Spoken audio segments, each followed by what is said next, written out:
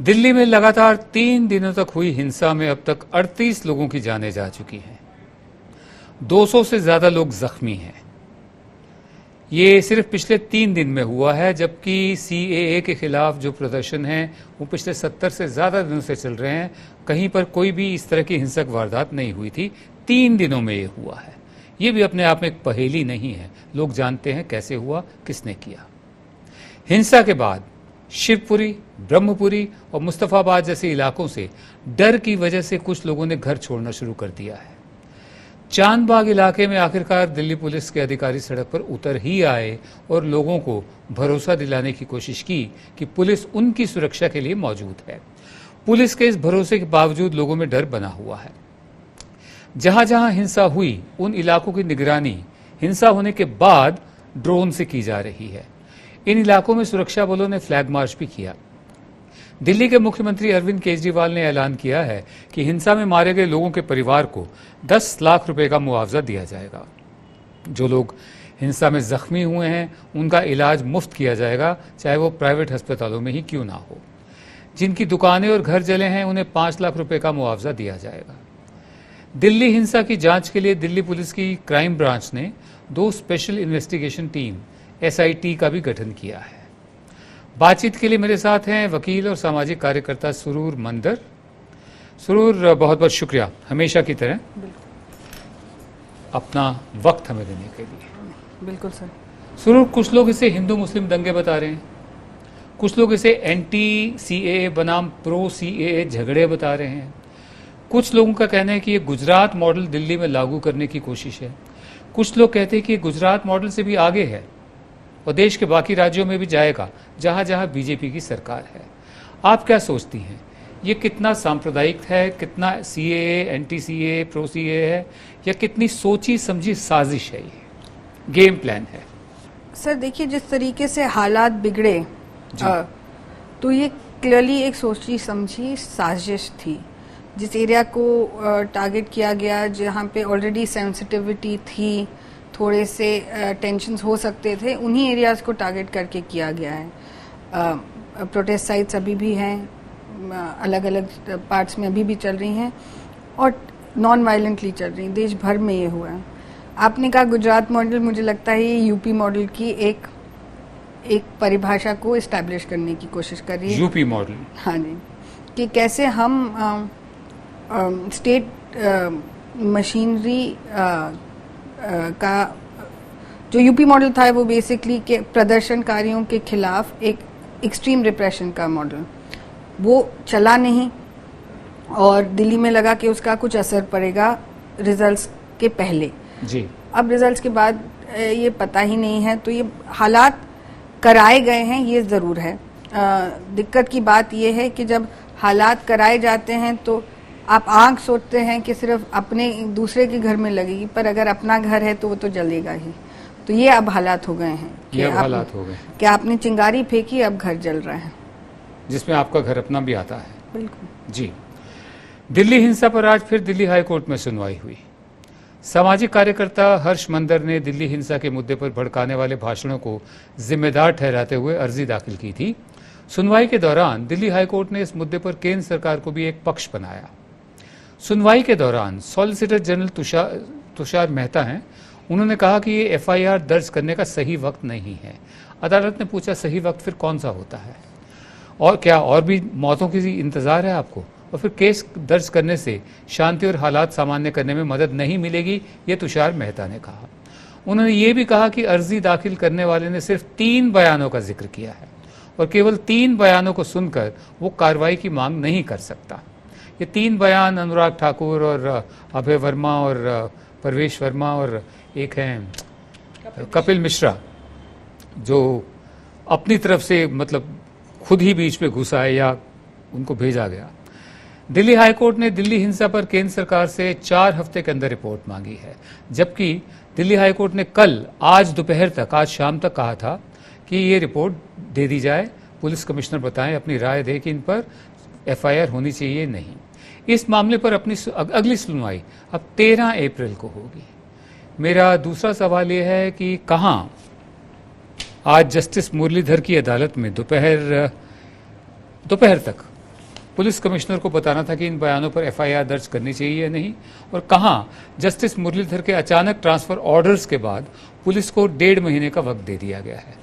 कुछ कारण रहे होंगे या मजबूरियां रही होंगी, या this is a fair legal process कि 1.5 महीने का समय उन 4 बयानों को सुनने के लिए जिनको सुनने में 3 मिनट लगते हैं। सर देखिए, ये एक मौका है इन हालातों में कॉन्स्टिट्यूशनल कोर्ट को किस तरीके से बिहेव करना चाहिए उसकी परिभाषा लिखी जा रही है।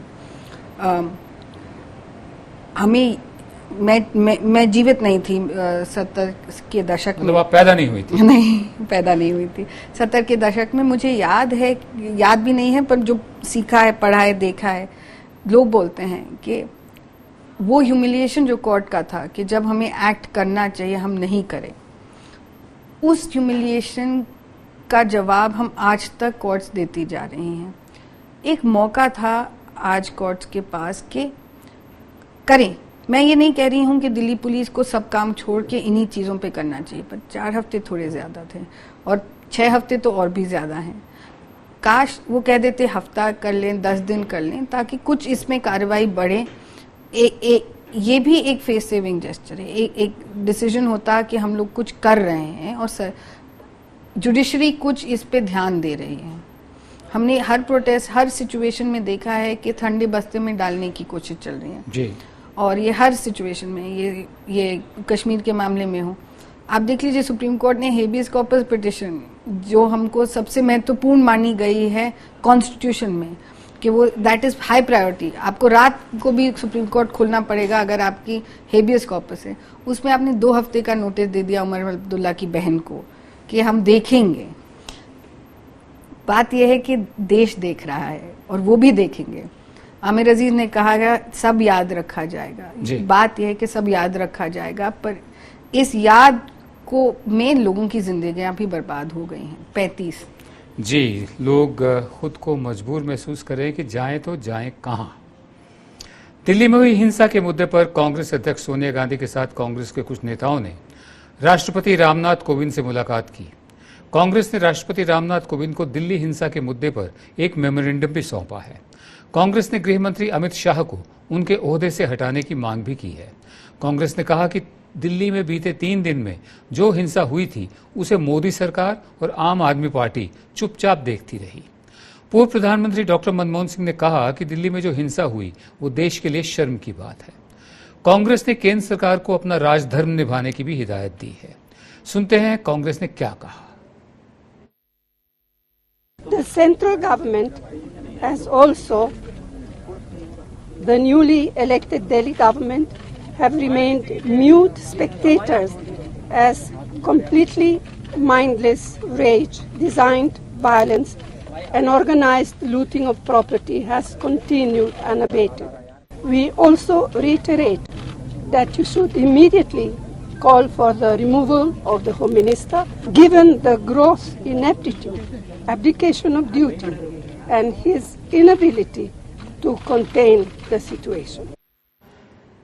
मैंने कहा था सुनते हैं कांग्रेस ने क्या कहा। कहा सोनिया गांधी ने, लेकिन क्योंकि सोनिया गांधी ही कांग्रेस है इसलिए मैंने कहा कि कांग्रेस ने क्या कहा।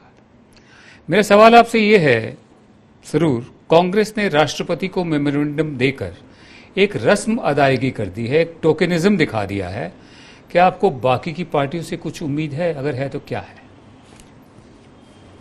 सर, ये देश का कठिन दौर है।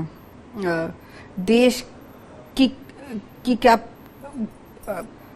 व्हाट इज, अंग्रेजी बोलिए। हाँ, what is the definition of this state, what is the idea of this country is being dramatically changed, and not changed by the people but changed by the government who's trying to redesign the way we think about each other. इस context में सिर्फ थोड़ा सा ये ऊपर नीचे करना दुख की बात है। कांग्रेस पार्टी से गुजारिश है और आम आदमी पार्टी से गुजारिश है, सीपीएम से गुजारिश है, आइए सड़क में, पीस बिल्डिंग कीजिए, रेस्क्यू रिलीफ में मदद कीजिए, स्ट्रॉन्ग पोजीशन दीजिए। आपके एमएलए एमपी कैंडिडेट्स थे वहां पे, वो कहाँ हैं? सड़क पे घूमिए, सिविल सोसाइटी की जिम्मेदारी नहीं है। और देश देख रहा है, वो ढूंढ रहा है कि कोई एक सही बात कहे, सही चीज कहे। और ऐसा लगता है दिल्ली शहर में भी कि लोग भूल गए हैं, जैसे यमुना ने डिवाइड कर दिया है हमारे दिलों को। वहां पे आगजनी चलती जाए, किसी को कोई फर्क नहीं पड़ता है। साउथ दिल्ली के मॉल तब भी प्लश हैं, इंडिया गेट में हम तब भी पॉपकॉर्न खा रहे हैं और हम अपने परिवार के साथ संडे संडे घूम रहे हैं। हफ्ता हो जाएगा जी, और हम इस हफ्ते में लोगों को खो रहे हैं। जी, ये हकीकत है कि ये काम जनता का नहीं है, पॉलिटिकल पार्टीज का है, लेकिन यहाँ पर इनिशिएटिव जो है वो जनता ने लिया है और पूरे देश में लिया है, वो शांतिपूर्वक तरीकों से लिया है। जो पॉलिटिकल पार्टियां हैं वो कहीं पीछे हाँफती हुई जनता के साथ मिलने की कोशिश कर रही हैं। कांग्रेस ने रस्म अदायगी कर दी, देखते हैं बाकी पार्टियां क्या करती हैं। कम से कम एक धुआंधार सेमिनार ही कर दें, हमें इतनी भी उम्मीद नहीं है।